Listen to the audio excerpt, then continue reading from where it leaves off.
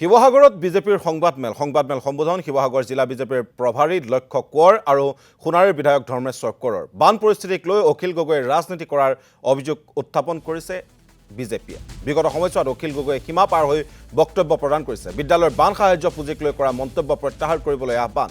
ময়ূৰ বৰগোহাঁই আৰু ধৰ্মেশ্বৰ কোঁৱৰক সমালোচনা কৰাক লৈ প্ৰতিক্ৰিয়া লক্ষ্য কোঁৱৰৰ। তেওঁ অন্য দলৰ কথা কয়, কিন্তু তেওঁৰ দলতেই দালাল আছে বুলিও মন্তব্য লক্ষ্য কোঁৱৰৰ।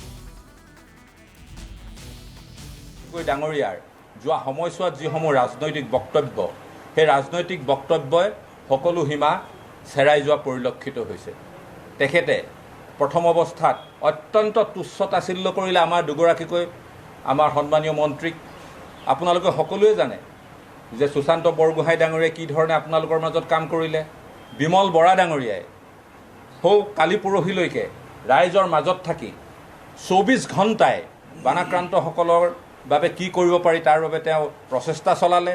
সকলোতকৈ বেছি বানাক্ৰান্ত সমষ্টিটোৱেই হৈছে নাজিৰা, আৰু তেওঁ ৰাইজৰ মাজত সোমাই যি ধৰণে কাম কৰা আৰম্ভ কৰিলে, তেওঁ অখিল গগৈৰ দলৰে কিছু সদস্যই যি ধৰণে তেওঁলোকে দলীয়ভাৱে তেওঁ সামাজিক ভাৱমূৰ্তি ম্লান কৰাৰ যি প্ৰয়াস কৰিলে, আজি এনে সময়ত কালি দেখা পালোঁ যে অখিল গগৈ ডাঙৰীয়াই সকলো সীমা চেৰাই গৈ গণতন্ত্ৰত যিটো অত্যন্ত এটা ভয়ংকৰ কথা, সেইকাৰণে চাগে প্ৰধানমন্ত্ৰী ডাঙৰীয়াই তেখেতৰ বক্তব্যটো এটা কথা কৈছিল স্বাধীনতা দিৱসৰ, যে দিমাগী নক্সাল।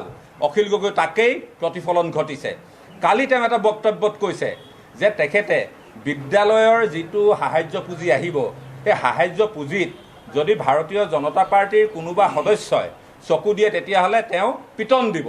এইটো কেনেকুৱা ধৰণৰ গণতান্ত্ৰিক পৰিভাষা এজন জনপ্ৰতিনিধিৰ? আমি তেখেতক সুধিব বিচাৰিছোঁ যে তেখেতে ইয়াৰ বাবে ক্ষমা খুজিবনে নাই। ভাৰতীয় জনতা পাৰ্টীৰ এজন সদস্যজন হৈছে এজন সমাজৰ নাগৰিক। তেওঁৰ সেই স্থানীয় বিদ্যালয়খনত যদি এটা ৰাজহুৱা অনুদান আহে, সেই ৰাজহুৱা অনুদানত চকু দিয়াটো এজন সচেতন নাগৰিকৰ দায়িত্ব।